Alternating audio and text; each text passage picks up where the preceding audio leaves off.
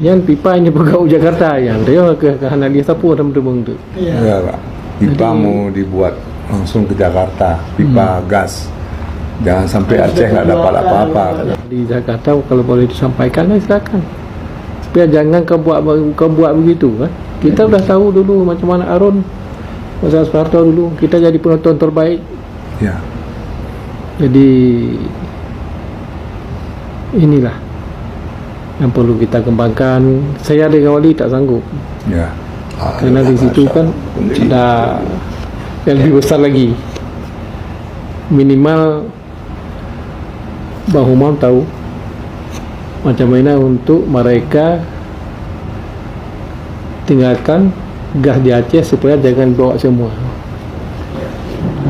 Jadi ada pabrik yang perlu kita bangun di Arun atau di mana supaya anak-anak kita, adik-adik kita dapat bekerja.